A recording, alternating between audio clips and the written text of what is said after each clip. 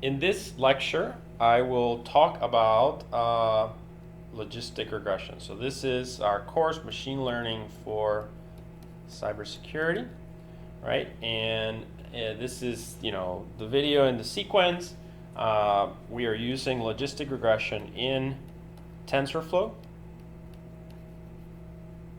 right?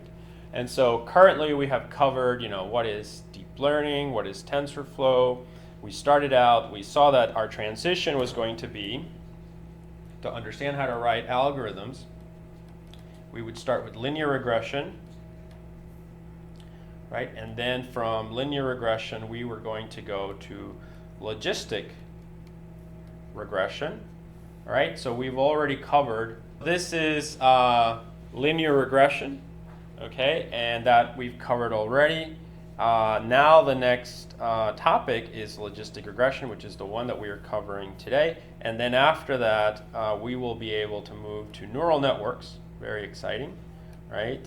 So neural networks are just, are defined as just having one layer, basically. So that will be the next one. And then finally, deep neural networks. And we will see that that's actually pretty straightforward to do once we've understood these two, linear regression and logistic regression. So we've actually spent a lot of time here, but it's actually very useful because it allows us to understand really well how everything works.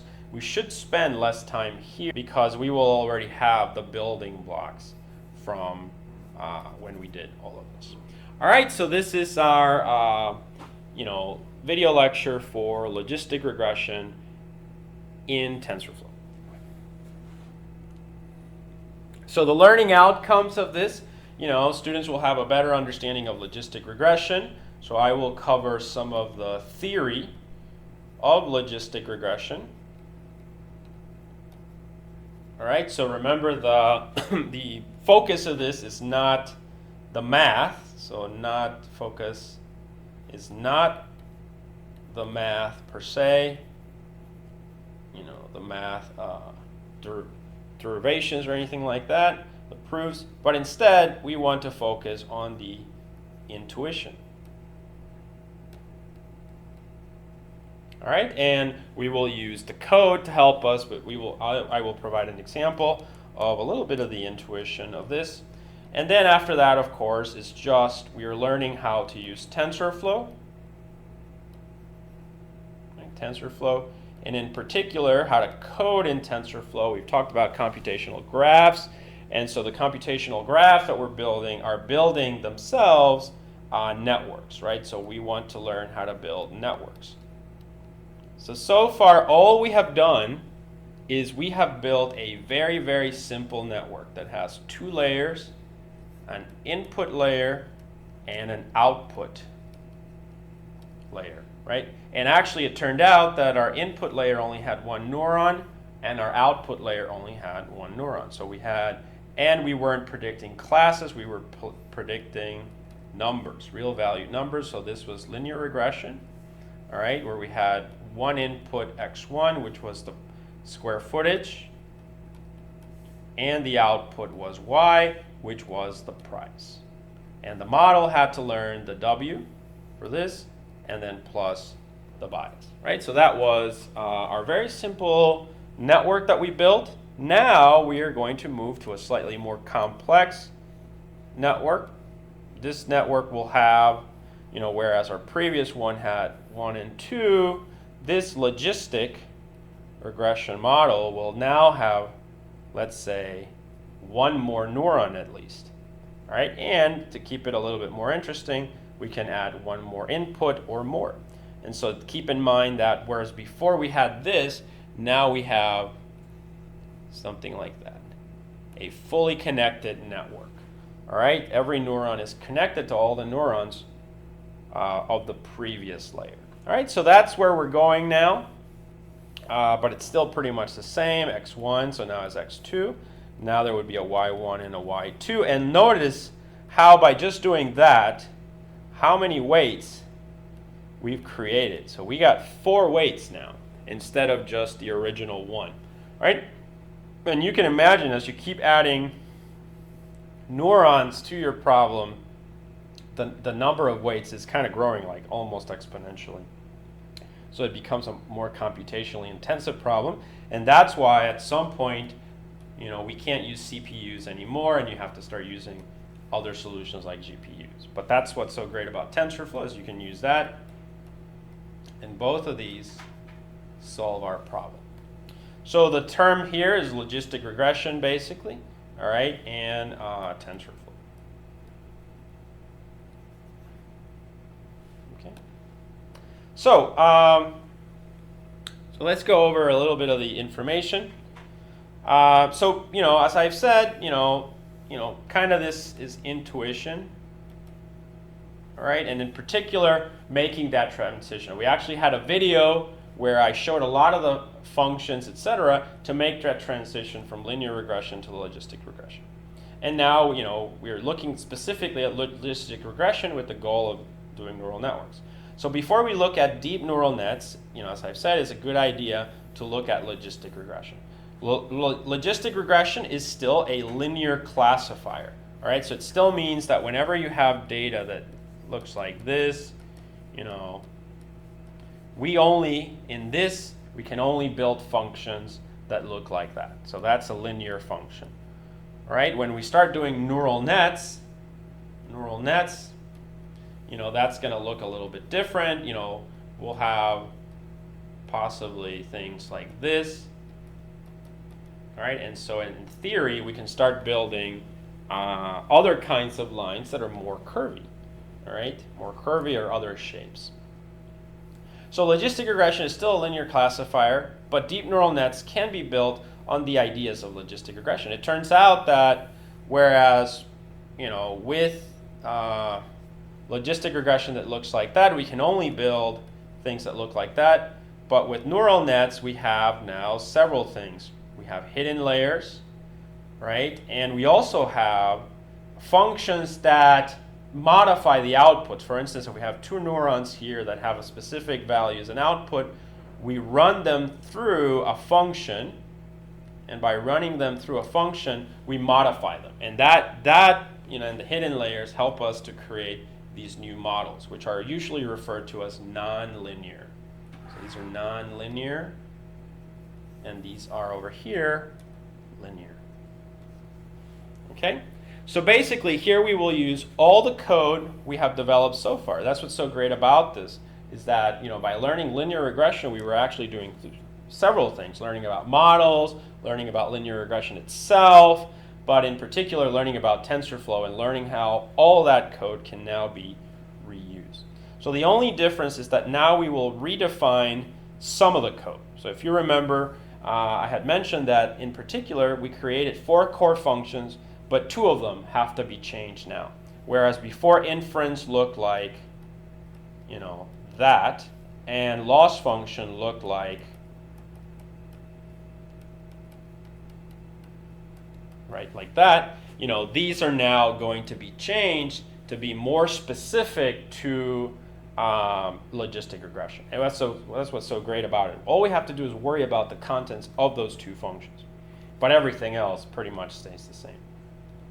As we can see in the next code segment, inference is mainly different from the linear regression. So we will see this in the inference function, in the linear regression approach, because we now run our equation, this equation, through a function, which is called the, let's say the softmax or sigmoid. So I'm just going to say S. And so now this is plugged in here, so that the output is, whereas this one, let's say, was y, this is now, y star. So something else, right? So we create a new function by mapping the output of this equation through a function. And that's called an activation function. So these are called activation functions. And this is a key component of machine learning. So as we can see in the next code segment, inference, the inference function, right? So inference is mainly different from the linear regression approach because we now run our equation, our very famous MapMol equation, which, remember, again, takes x and w plus the bias, right? And we run it through an activation function. So we run it through a softmax function in particular. Softmax function. Okay?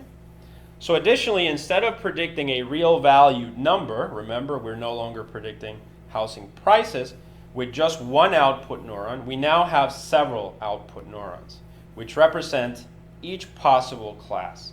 So, for Iris, it would be 3, and for MNIST, it would be 10. So intuitively, think of it this way. So I will provide an example of this. All right, so let's imagine this example. So we're going to take our housing price example again. All right, so we take housing price. So for the linear regression problem, if you remember, we were predicting housing prices given square footage as such. So we had housing price here. We had housing price, right? And then we had to learn a weight, right? To learn the contribution of square footage plus the bias. So this translates into this equation. So y equal W1 times X1 plus B. Okay, so that's our equation. So this formula, if you want to plug in some values, we could make it look like this. So for instance, here we assume that we calculated a bias of 500. X1 is 5,000 square feet, so square feet. And then we also learned that the weight is, let's say, 50. This is just some made-up equation. But this equation would give us a value of 250,500. So this is linear regression. Okay? That's what that is. Now, the model, and there's a little error here. This should be 50, not 500. So let me scratch that out. So in the model learned in the previous equation that 50 was W1 and then 500 was the bias with an input of, say, 5,000 square feet. And given that, it can predict a housing price. So if you remember, this is a network of one input neuron, right? The 5,000 square feet, right? So the input is 5,000 square feet, and then the output was 250,500. Okay? So, but the question is, how can we represent a model of several classes, right? So we're saying that linear regression and logistic regression are similar, but how can we represent, how can we just add that, right? Or maybe another one over here. So how can we do that? Well, from a graphical point of view, you would just think, well, if I had one connection, why not do that? Right now I have 3 connections. So now, intuitively, this meant 250,000, so this might mean, say, 150,500, and then maybe this one means 350,500. Is that possible?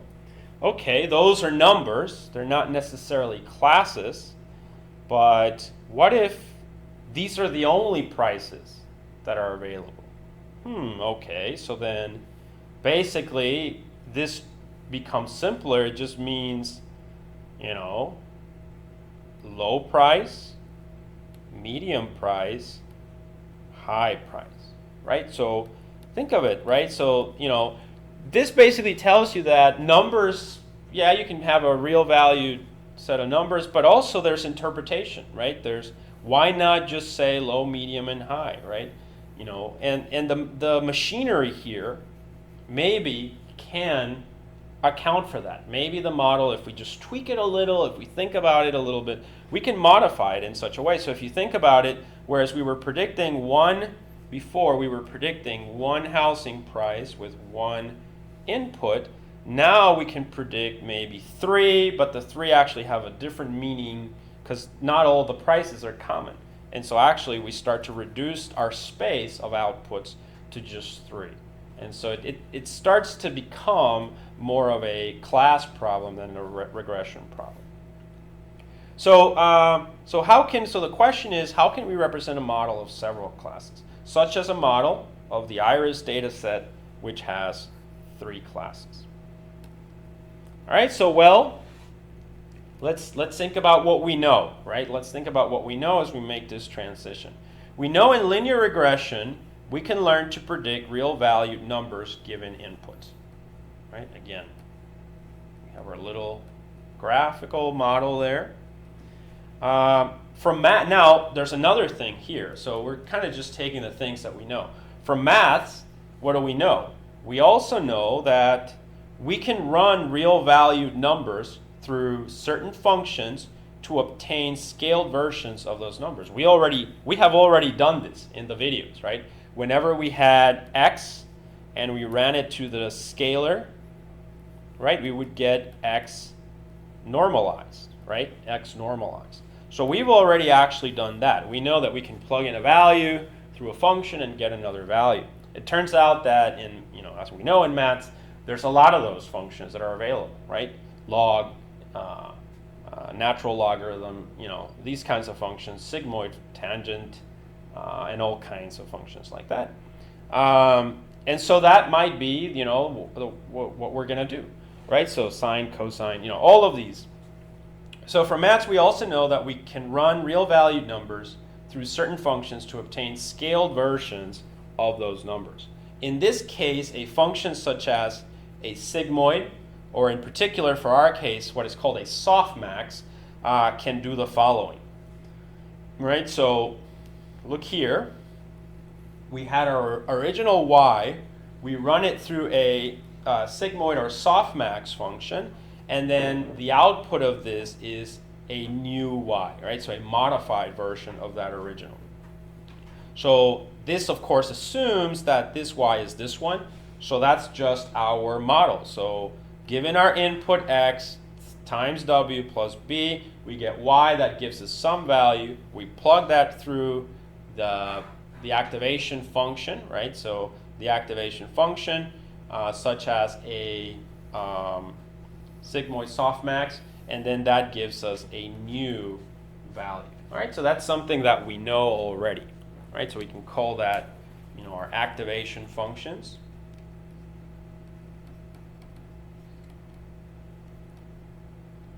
Or some modifying function. All right, so we know that. So now let's look at the example further. So again, let's say we're looking at the softmax here. So some function for now. Let's just think of it that way, right? So we have our little function here, like that. All right. So this function will take any value, right, and convert it to a value in the range 0 to 1. So that's basically the definition of our function here, sigmoid type of a function. All right. So we take any value and convert it into a value in the range from 0 to 1. So we're assuming we have something like that, right? So any value that is x will be converted into a value, between 0 and 1. So something like that. Right? So the mapping function can only be from here to here, for instance. So from 0 to 1. Right? And then over here also, right, from 0 to 1. So given any x, it's always going to be either a very low 0. So we could look at this, kind of like that as well, right? So x is 0 over here, this is 0, this is a high, and then, it goes over here. So it falls within that range. So, that's kind of the intuition that we're looking for here. So this function will take any value and convert it into a value of a range between 0 and 1. And that's just our definition. So for example now, given our previous equation, right, y equal w times x plus b, which is this one, we plug in all the values. We put in the square footage, which is this one, the weight, 50, the bias, which is 500, right, and that gives us 250,500. We run it through the function s, and now we have a new y. Given this definition that it is from 0 to 1, we end up with 0.80, right? Just some example.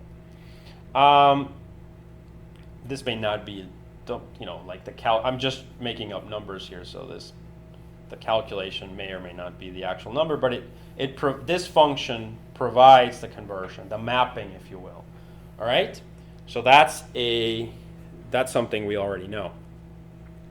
So this allows us to learn, so now that we know this, we know that this allows us to learn functions that predict values between 0 and 1. This is good, though. If we think of the intuition of this and the interpretation of it, this is good because these values can also be interpreted as probabilities, right? So you can start to think, if you saw the value is 0.80, right, between 0 and 1. Whenever we think of probabilities, we think of that, right? What is the likelihood that this is between 0 and 1? So this is good because these values can also be interpreted as probabilities or strengths of my prediction, right? So as in, I have these are not, in the strictest sense, they're not probabilities, but I'm just saying they can be interpreted as that. So as in, I have 0.80 confidence that the housing price will be $250,500. All right, so now knowing this, let's think a little bit more about this. So what if I had 3 possible housing prices, which is what I said, right? So I have now 150, 250, and 350. So I have the low, the medium, and the high, right? That's really what that means, We all think of that, and whenever you're trying to buy a house, right? So can I buy a medium price house or low end house price or a high end house price, right? So or price, price for a house.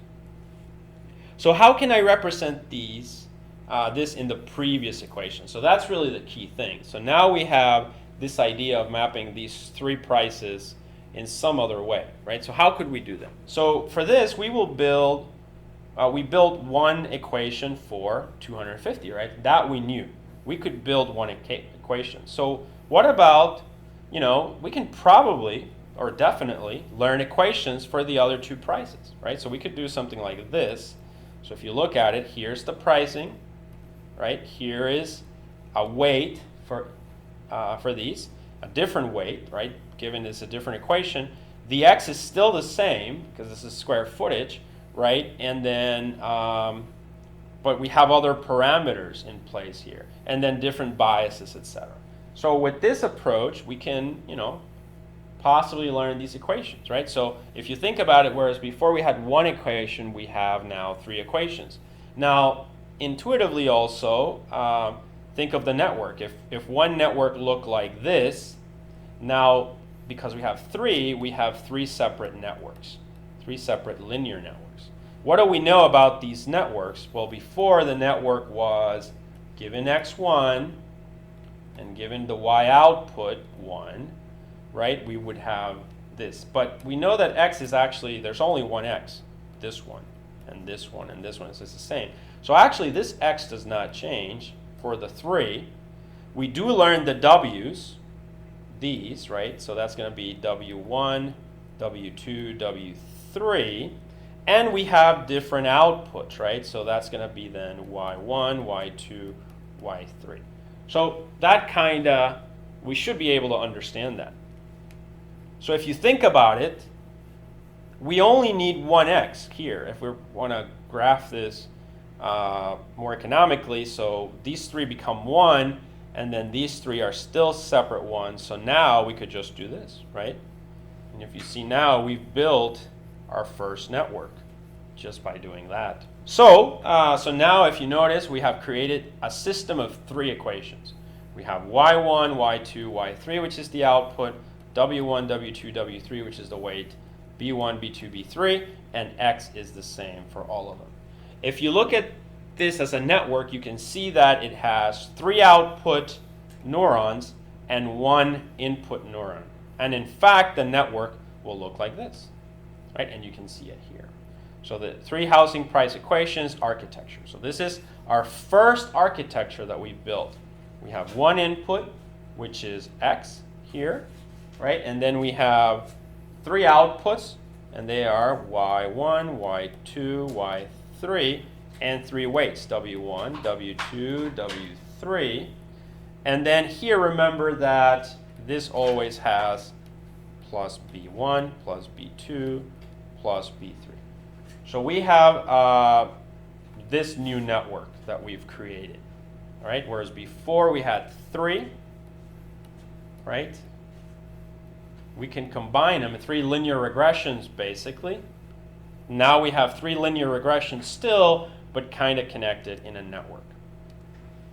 So now there's the other element that we knew. We knew that we can apply a function to a value and convert it into another one, right? So that is, if we apply our sigmoid or softmax function, we can change the value. So that basically, given whatever the function is supposed to do. So in our case, produces values between a range of 0 to 1. So to each equation, then we can get, given this was y1, w1 times x plus b1, right? So we had that equation. And then now that equation, this value here, y1, right, is plugged into a function, right? So that's this part over here. And so that's going to produce a O1. So we do that for each of the 3 equations. So we have O1, O2, and O3. So notice how we have changed this a little bit. Okay. So now if we go back to our example of housing prices, we have a new set of outputs which are now scaled to be from 0 to 1. So our formulas that looked like this for linear regression, 3 linear regression formulas, now look like this. All right, so can now look like this. All right, so we have the actual equations here, the function, and then it produces a set of values, right, as defined from 0 to 1. So this intuition hopefully shows you how you can train models to predict basically confidence of a specific output neuron, such as confidence that given a square footage of 5,000, the housing price is more likely to be 250,000 based on the 0.7 confidence interval.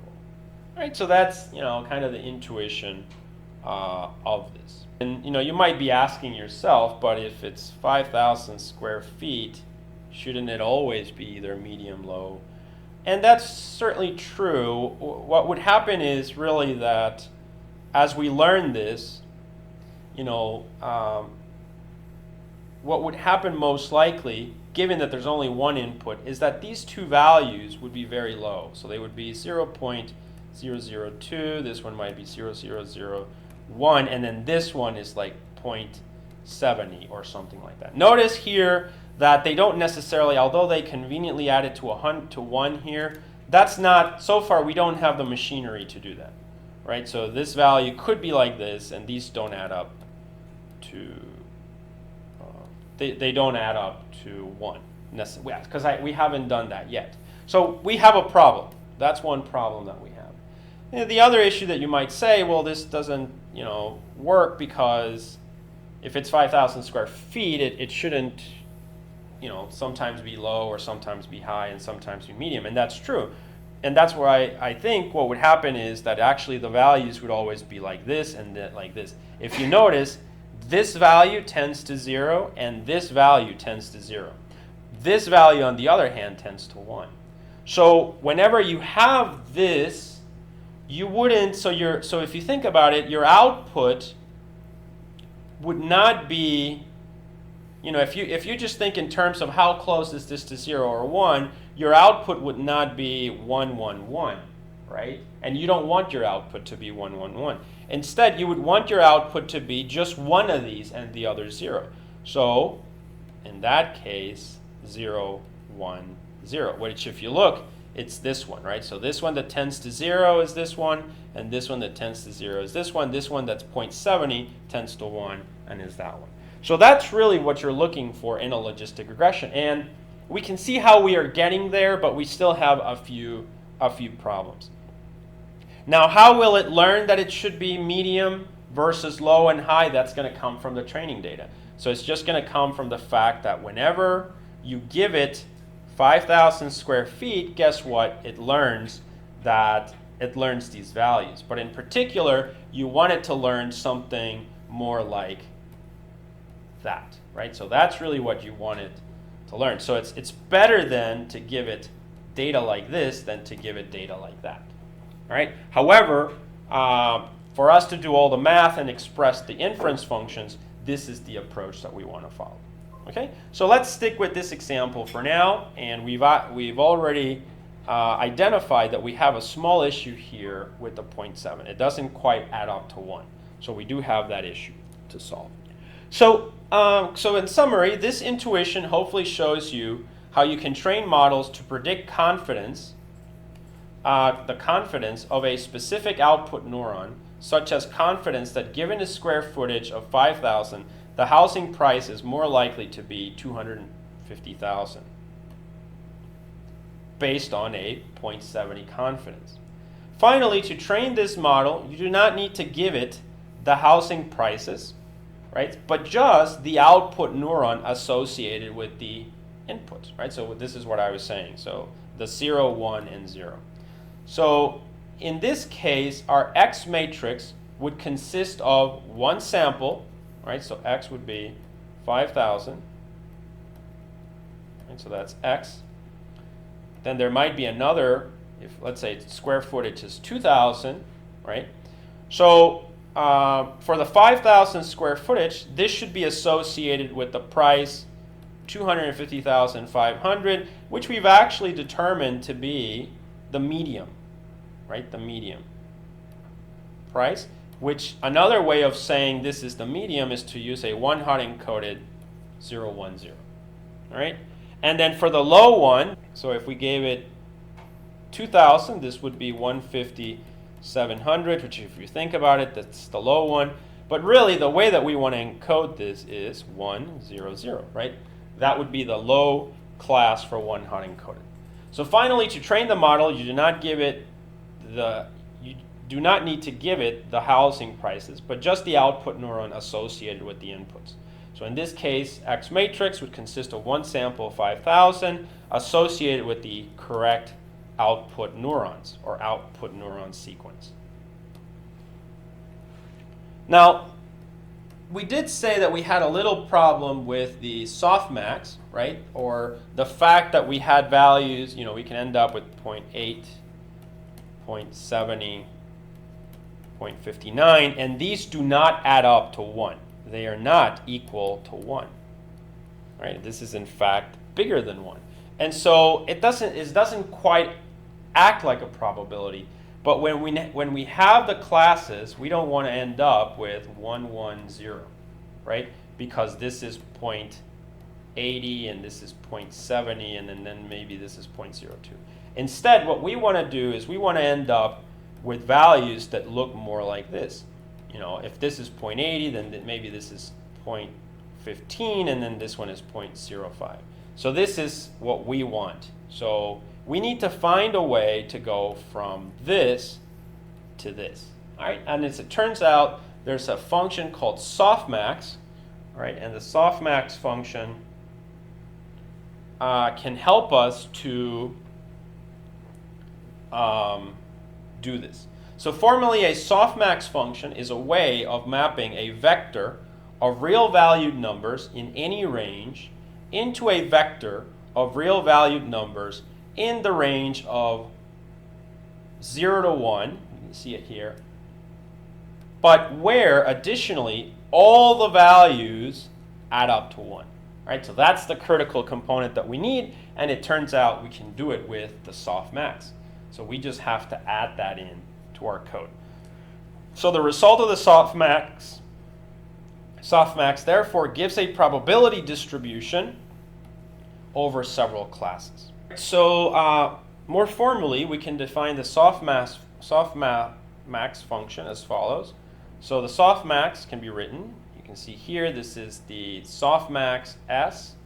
Given an input, a specific value, let's say yi, then it's just going to be yi, it's the exponential here, so e to the yi, right?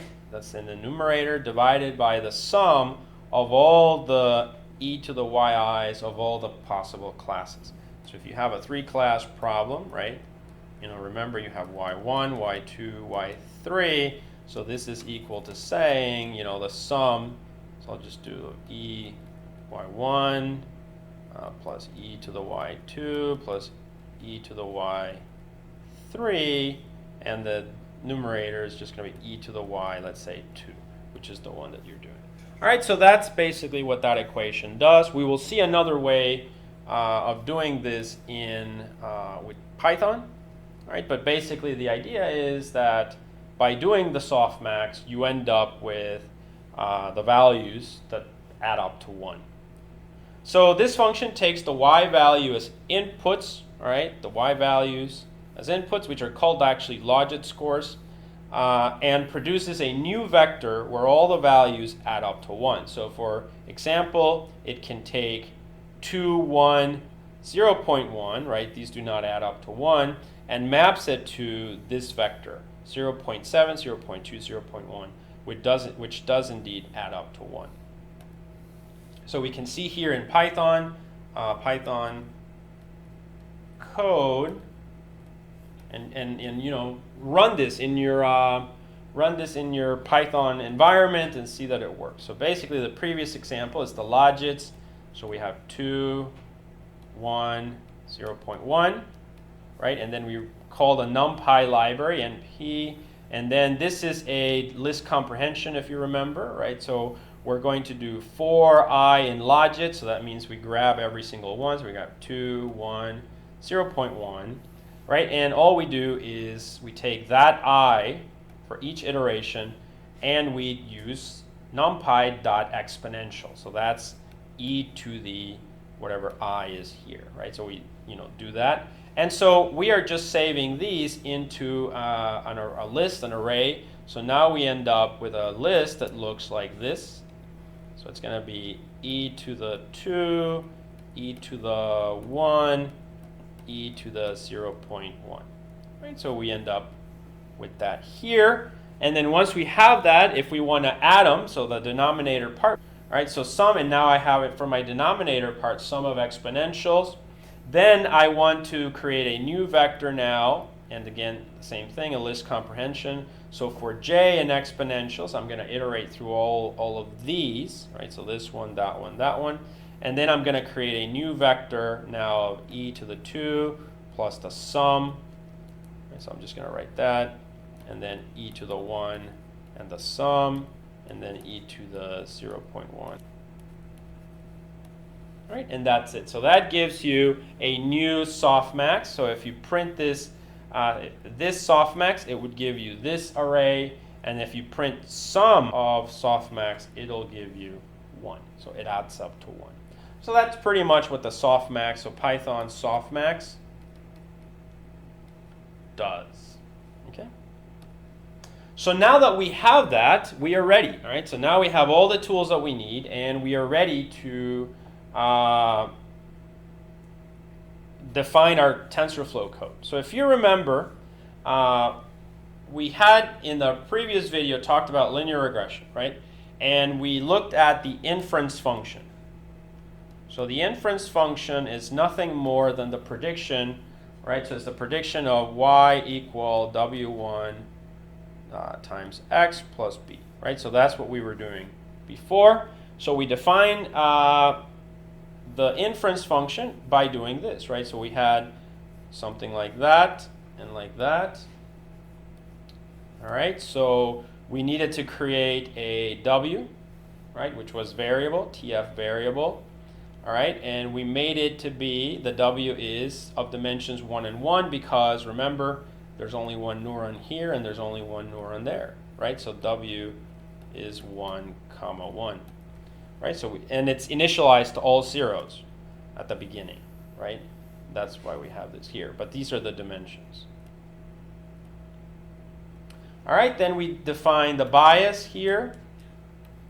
The bias is also tf variable of zeros with just size 1 because that value is 1. And finally, we define the equation over here, right? So TF mat mul, remember that's the power of GPUs, right? So matrix multiplication, so we do x times w plus b. All right, so we do all of this, and then that gives us y, and then we just return the letter y.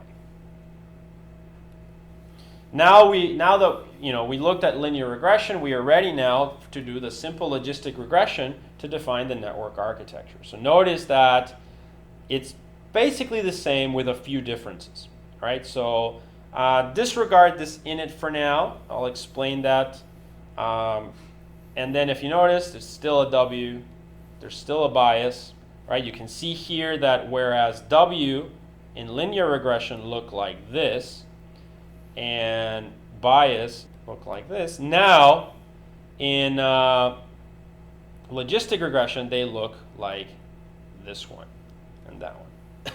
Now nothing has really changed. I mean, we have a few other things in here, but it hasn't really changed. These W and B are the same ones as before, except there's a new function here, but this is more for efficiency than for anything else, and I'll explain what that is. But what I want to stress right now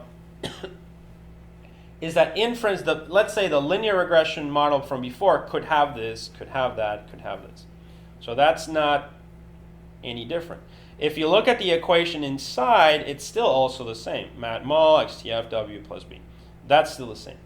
The one thing that is new that we didn't have before in our linear regression was, if you notice, we just had tf mat mul x wb, right? That was it. But now, notice, we added this function, tf_nn softmax. And so that basically means that we take the y, and now we are plugging it through our s function, our softmax. And then that becomes the output that we return. You see, so that's really the only difference in our inference function between linear regression and logistic regression. All right, now let's talk about the other things that are different in this function. So let's start with this one. Init tf constant initializer 0. So that basically means, let's say we had two weights, w1, w2, right? If we had two weights, we could initialize this to zeros. We could initialize this to 1s. Or we could initialize this to, let's say, 0.5, 0.5. Or we could initialize this to something else. Right? This could be randomly 0.3, 0.03. All right? Whatever we want, we can pick a distribution and initialize it that way. So that's what the tf constant initializer does. It allows you to define what these initialization values could be. So if you notice here, we defined that we want it to be 0. And this object, remember that this is just another node in the computational graph, can be accessed by init. Right? We can access that by init. So that can be an input for something else. So as it turns out, whereas before we were just using tf variable like this for the linear regression, now we have a slightly more powerful function called get variable. Right? Get variable. So get variable is it's what's recommended now by the TensorFlow framework for people to use. It's more efficient. It's got a little bit more computing power. It allows for reusability of the memory buffers in a more efficient way, etc. So the recommendation is basically where you would use variable before, now use get variable. So whereas before we were saying, use variable, now the TensorFlow framework says get variable. It's a little bit more efficient function, allows you to reuse variables, etc. So additionally, notice we can name it, right? So, this is useful because remember, we are building a computational graph, and the computational graph has like a mat mul node, and then this one takes x tf, and then the w that we learn, and other parameters, right? And it takes all of that, so this plus bias, etc. So all of this, these are nodes, but sometimes you may want to name the nodes, right? So for instance here, w would have a name, and the name is actually w, right? So that's what that basically does. So this part here allows us to create this node. We reference it with get variable, we give it a name w, we use an initializer, that is this one, right?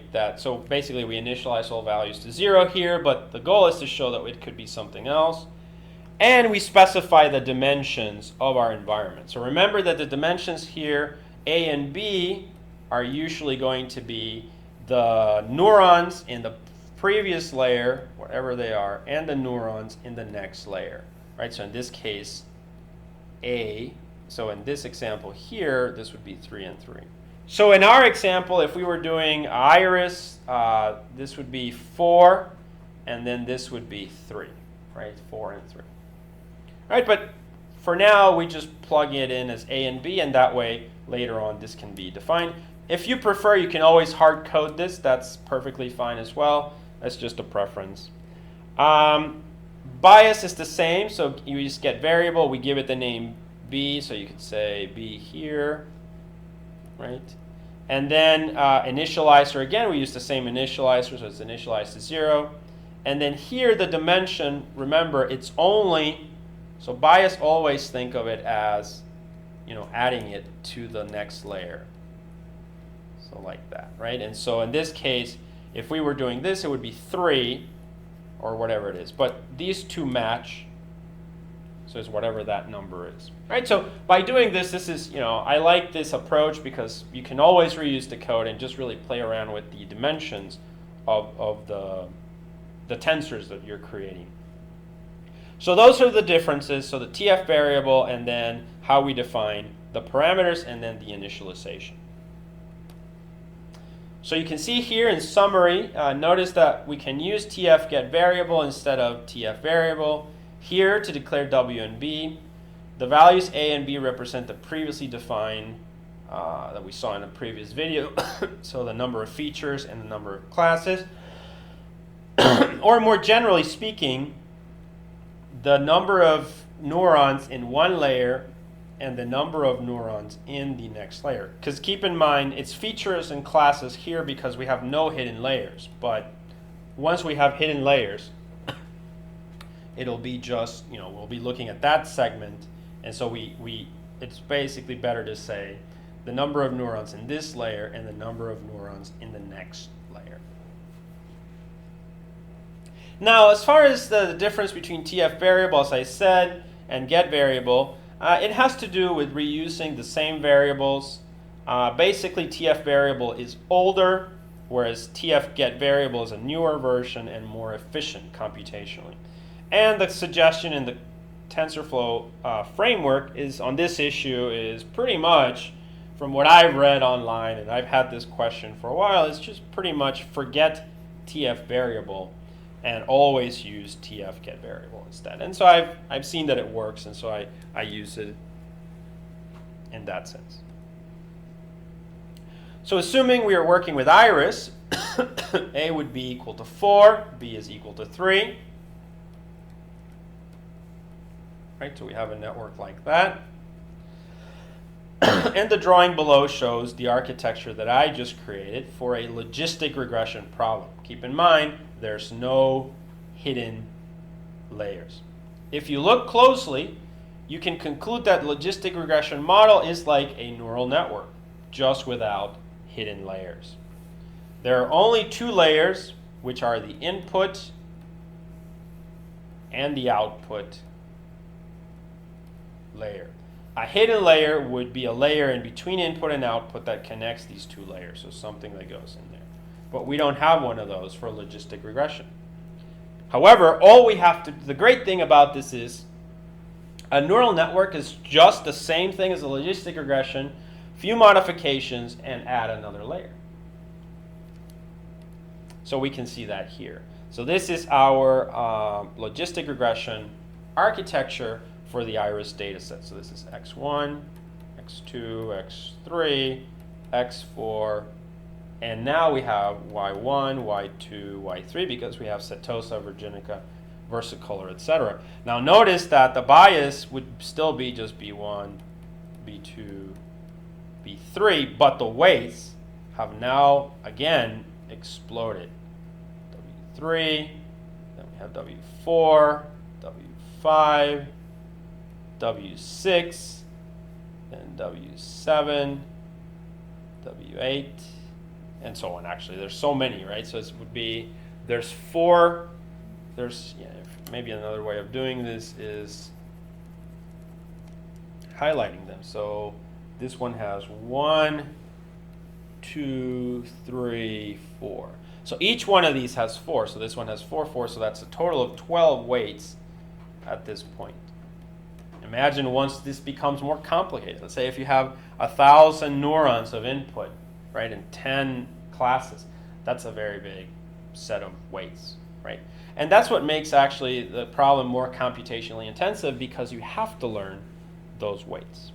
But anyway, this is our model of logistic regression. So for the previous code segment that we saw, in W we can see that we create a matrix A and B of size 4 and 3, right? So again, because we need to have a, it's 4 and 3 because it's really a matrix, right? It's like you're saying x1, x1, x2, x3, x4, and then over here we have w1, w2, w3. So we have to learn this weight, this weight, this weight, this weight. That's the 4 weights for y1. Then this weight, this weight, this weight, this weight. That's the weights for these are the weights for y2, and then this weight, this weight, this weight, which are the weights for w3. So that's the same as looking at these, right? So these over here. The B vector bias has a dimension equal to 3 because it only needs to be added here to the output. So there's only 3 for the output neurons. That is, there is now a bias for every neuron in the output layer. And additionally, as I said, notice that the variable init in init constant initializer helps to initialize TensorFlow variables, as I explained.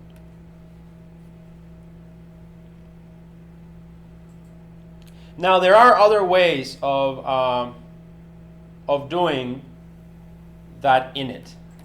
As I indicated, it doesn't always have to be zeros. Instead, it could be a normal distribution.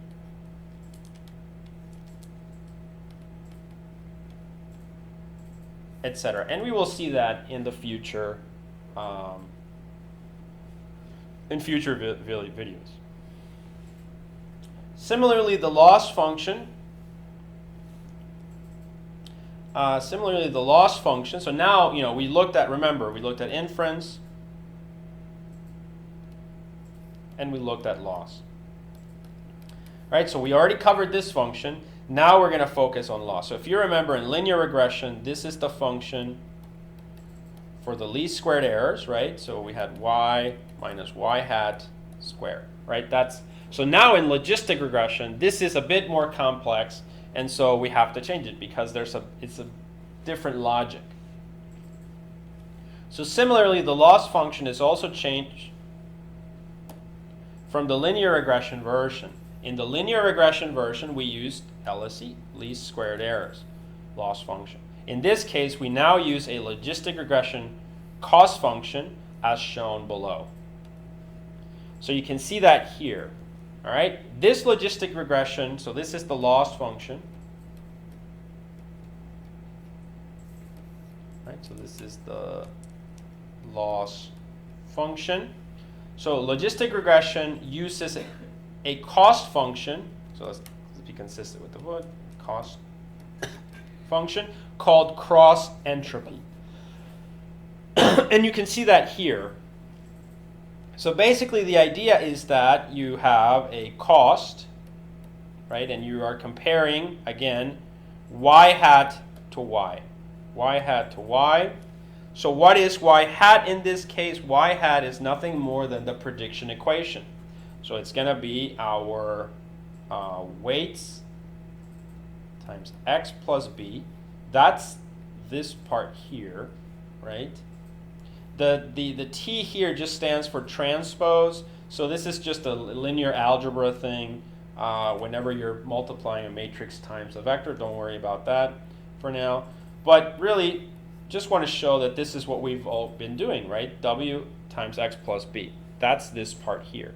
But then, because this is logistic regression, we talked about how this needs to go through a mapping function, right? So that's the G. Think of it as our softmax function from before. All right, so this is the cost function that we want to calculate, and this cost function is actually defined as this. It's sort of an if statement. So we're saying, remember that this is a classification problem. So we have no real values anymore, but just two options. Whether, y is either a 1 or a 0. All right, that's our cost function. So basically what we're saying is, if y is 1, we are going to use this function, the negative logarithm of, the sigmoid function mapping as its input the y prediction function. On the other hand, if y is 0, the other class, because remember that we already said that for logistic regression, the sigmoid is mapping to values in the range of 0 to 1, right? So you remember that that's one of the first things we said, it's being mapped to 0 and 1, and so we really just have these. However, we really want, our objective is for values to be either 0 or 1, not really even values within 0 and 1. Right, and it so happens that the machinery here helps us to do that. Because our inputs are not going to be, we would have a problem if our inputs were 0.7, 0.3, 0.0, but our inputs are not going to be like that. In fact, our inputs will always be 1, 0, 0. Right, so it will always be the actual value. So then we have the classes. If the input is y equal 1, then we use this loss function. If the input is y equals 0, then we use this input. Minus log, and then its input is 1 minus the function here. So another way of writing that, in the previous code section, the G, represented the sigmoid function or the softmax, right? So we can also write these equations as follows, right? So instead of doing the y, we usually just do h0 x, where this is wx plus b g, right? So that's another way that we can write that. Okay, so the exact same equation that we had there, right? We are just now, so this equation, right, is being replaced by this equation. Okay? Now, so what does this represent? So what do you capture here graphically? Remember that these functions represent optimizations, right? So they represent some kind of a cost function. So they have, if you have a quadratic function, whenever we, have a quadratic function for the loss function, it looks something like that. Other functions might be kind of like that, right? In our case, the logistic regression as a loss function has a specific graph, right? It has a specific graph. So for instance here, we can see that in the next slide. Remember, we have two scenarios, right? So we can see the two scenarios here, all right? So the scenario of 1, we use this one, and then whenever we have the scenario of 0, we use this one, right? So 1 minus there.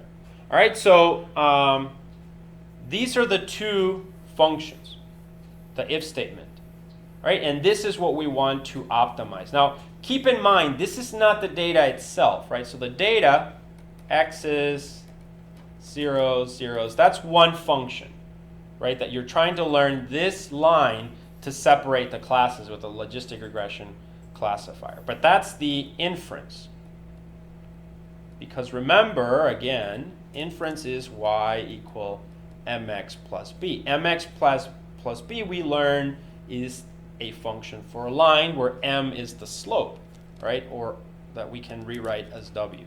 So that's one space, one graphical space. But then the inference function is that. The loss function is now another function, right? So before we had LSC, right? So sum of y hat minus y squared, right? That's what we had, right? We know that quadratic functions have a shape, if there's a a loss function, they look something like that, right? In our case, we have the logistic function, okay? So the logistic regression looks like that. That's its graph. So they represent these shapes, basically, which I had drawn already, right? If you remember, when I talked about the sigmoid, right, I said that it had to be between 0 and 1. So these equations here represent those shapes, but there's two of them now, right? So what we have to do is we have to say, well, if the classes are 0, then we're going to optimize for this. If the classes are 1, we're going to optimize for this. And that's what we see here, right? So we see here in these graphs. So how do you interpret these graphs? Basically, the objective, because remember, these are loss functions, logistic regression, let's say optimization. So what we want to do here is we want to optimize something. So let's say that the class, the real class, the actual real class is 1. Right? So what is the objective of the function then? You notice that this Cartesian plane here is a cost function versus the predicted. Remember that this is h0x is y hat, right? And this is y real. So it's the predicted versus the actual. All right, so what is the objective between these two? Just like in linear regression, right, where you had, y hat, the predicted versus the real. Here we still have the real versus the predicted, except that we have them in a different kind of loss function, right? So this is cost here, and this is the predicted, so y hat, let's say. So what is the objective here? Well, the objective is if the actual value is 1, then we want on this axis, the x-axis, right, on this axis, we want a mapping of the predicted to the cost. So we want basically that the cost is very low, right, when the predicted value y hat tends to 1. Do you see that? So it tends to 1. So the closer it gets to 1, from 0 to 1, right, the closer, the lower the cost. So that's what this function represents, is that, if this is, the real is 1, but our value is closer to 0, then what happens to the cost? The cost is really high, right? So the cost over here is, whatever that is, really high. So we want to minimize the cost, and this representation, the equation for the loss function, allows us to do that by, penalizing y hat when it tends to have a low value here, which basically means as it gets closer to 1, because this is 1, then it is minimized. So whenever we have a training sample, right, in the model, we give it this sample, y equal 1. The function definition that we have produces, given this y hat, a high value. So what do we do then? We discard those weights. Then, we still know that the training sample was 1, so we pick another set of weights. Those weights go into the new y hat function. It predicts a value. Given the loss function, those values give a low cost here because it tends to 1, and so therefore we optimize it. So those weights are better than the other weights. That's the same here. Now whenever we have a training sample that is, a real training sample here that is 0, then our objective is now this graph, right? This graph over here. So again, this is y hat. So we want y hat to pick a set of w's, weights, right? If it picks a set of weights, right, that define h0x, then w or y hat predicts a value, right? Given the loss function, if that value tends to 1, it means it's opposite to the 0, right? It's the other part of the range, so the cost is really high. So that set of weights is bad and we don't want it. Instead, we pick another set of weights over here, right? Those weights go into H0, which is the y hat. All right, so y hat now predicts a value closer to 0. Given the loss function defined here, right, a y hat close to 0 would give a low cost, right? The cost is just very small, and so that's a good one that we want. So that's how we know, okay, those are the parameters that we want. Because the cost is low, it tends to 0, the real value is 0, and so we've met the objective, okay? And so that's the loss function of logistic regression. So this is the loss function.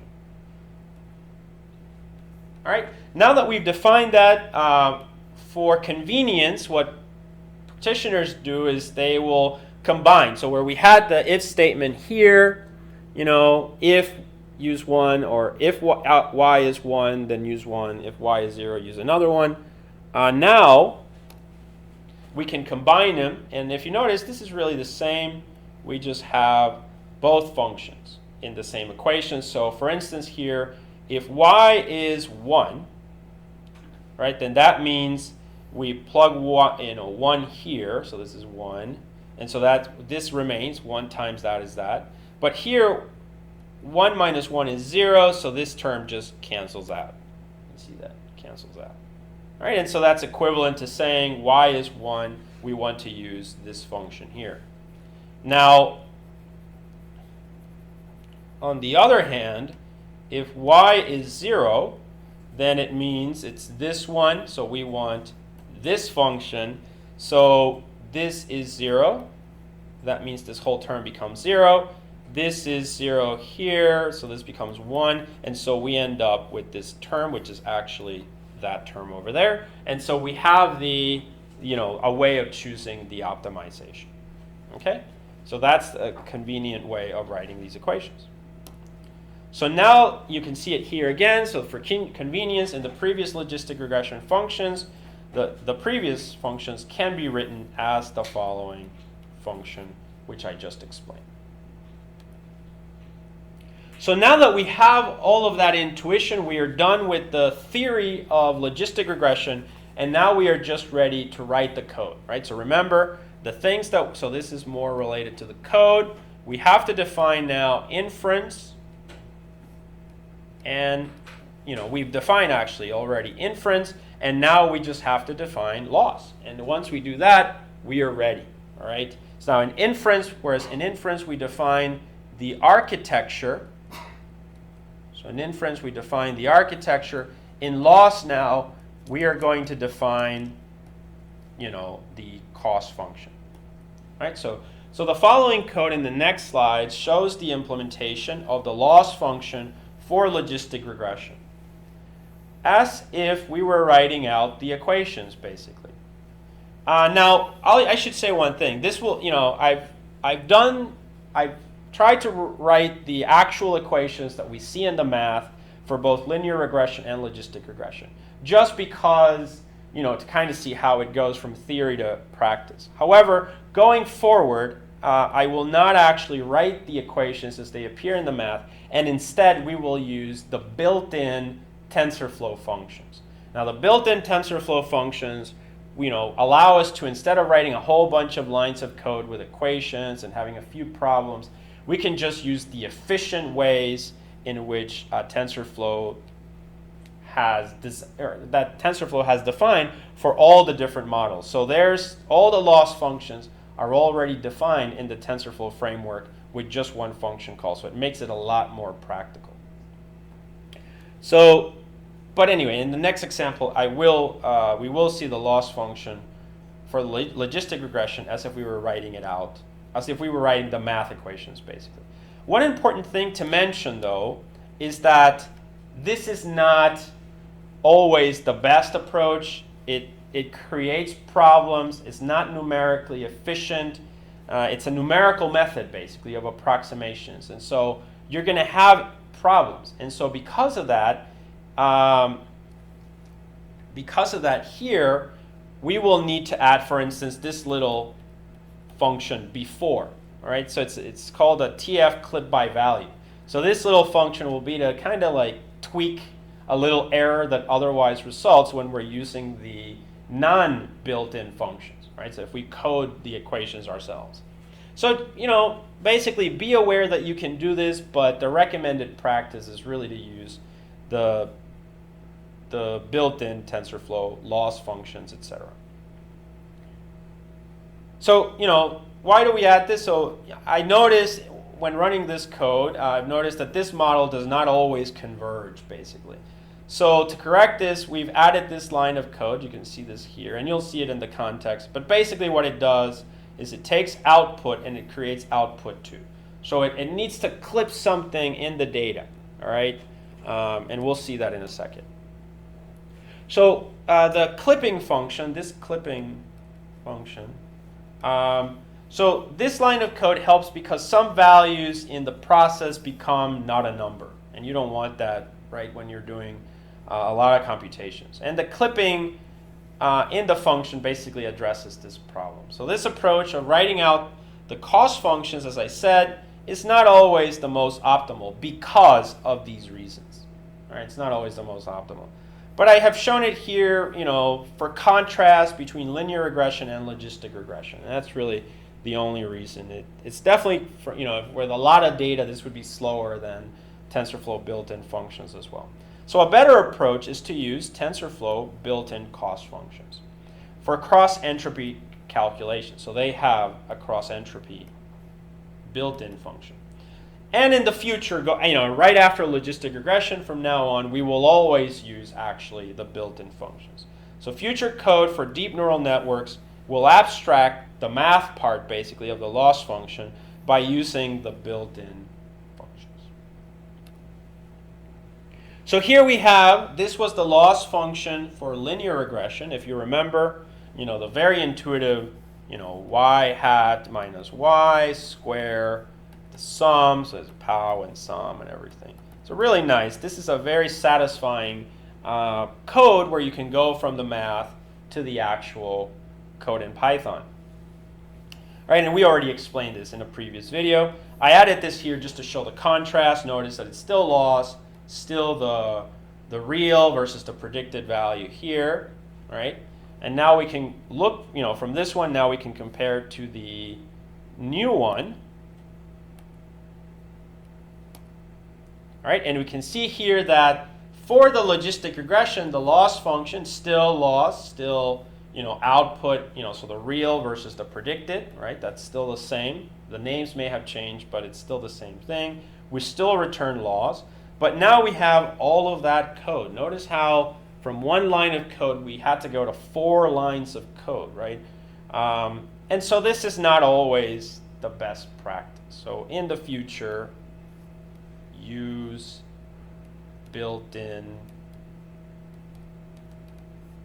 TensorFlow functions.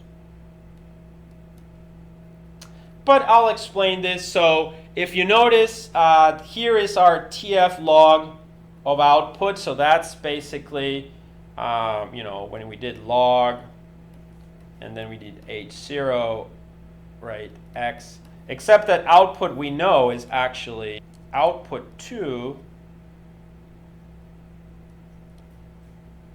is actually, through the clip, output, regular output, and we know that output is actually our y hat, right, which means this is x times w plus b, but also that it goes through that softmax from the previous code, right? So we know all of this. So see how, everything connects here in the graph. This is the information. It goes through that softmax function. That's our y hat. We call it output. We clip it, and so on, and that goes in there. And this was the loss function that we just saw. So you can see that that loss function is reflected here. If you notice, this is actually, and then we have this times the actual real value. If you notice, this is actually a simplified version of the previous equation. So this is actually a simplified version of this one, right? So whereas here we have, in the math we have here, as it turns out, machine learning practitioners, have determined that you can simplify the equation even further, and you just really need to optimize a specific aspect of it, and that's enough. So I'm not really going to go into all the details of this transition, because ultimately we are not even going to use this approach. Instead, this is more of a math approach. Instead, we want to use built-in functions, right? Built-in functions. But I use this example actually to motivate why you should use the built-in functions, right? So, because there's so much that goes into dealing with numerical issues like not a number, right? You have that. But if you use a built-in function, that already, imagine it already has that clip in there, that clipping by value function that does things more efficiently. Additionally, it turns out that you can always modify the computation of an optimization, so the math equation is simplified even further. If we try to minimize the other function, this other function, it turns out it's going to take longer. It's going to be more complex. It might cause more errors, and it's not necessarily going to give you a better result. So it's been simplified by doing this. But again, a lot of work had to go into figuring this out. If we use the built-in functions, we don't have to worry about that, right? And then there's a lot of other steps here. So we get the dot product. Now here, notice we have reduce sum. This is a new function that we're using. And then after we do reduce sum, we do reduce mean of entropy, which is, we've already seen how reduce mean works. All right, but you can see it adds a lot of complexity. And so as I said, my recommendation here is to use built-in functions. For logistic regression, I've only done this to show the maths and how it can go from the math to the code. But in the future, once in the next example where we do a neural net, we will see, and when I do the actual lab in the for the code, we'll see how to use the built-in functions for logistic regression as well. All right, so once we have this, so we need to talk a little bit about reduce sum. So let's go here. This is the reduce sum function in TensorFlow, one of those useful built-in TensorFlow functions. Remember, this is in the appendix of the book. I think it's appendix B, actually, in the book. And you can find all of these TensorFlow functions. But here, let's look at reduce sum, an example of how it works. So the function tf reduce sum computes the sum of the elements across the dimensions of a tensor. So for example, here we have a constant 1, 1, 1, 1, 1, 1, right? And so if we do the sum of this, it's going to be 6, right? So for all of it. Now we can also pick that we're going to do reduce sum by an index, either 0 or a 1, right? So if we do this by the 0 axis, it's going to give us the sum of these numbers, right? So that's going to be 2, 2, 2. If we do it on the y dimension, right, it's going to give us, 1 and 1, so that's going to be 3, 3. All right? So that's basically it as far as the loss function. Right? So we do we do some mechanical things for things to work. We have the actual loss function. We do the reduction of sum and mean of the values, and then finally loss function is represented here. All right? So now that we've done this part and talked about reduced sum, in summary, what did we learn? We learned about logistic regression. We learned about the theory of logistic regression. So we learned about the theory of logistic regression, and we learned that basically for logistic regression, we still can use all of the code from linear regression, and we only need to change really the inference and the inference function and the loss function, right? So we really just need to make those big changes to the code, all right? In a future lab, we will implement linear regression in the code to see how everything fits together, and logistic regression. All right, and this concludes the presentation on logistic regression.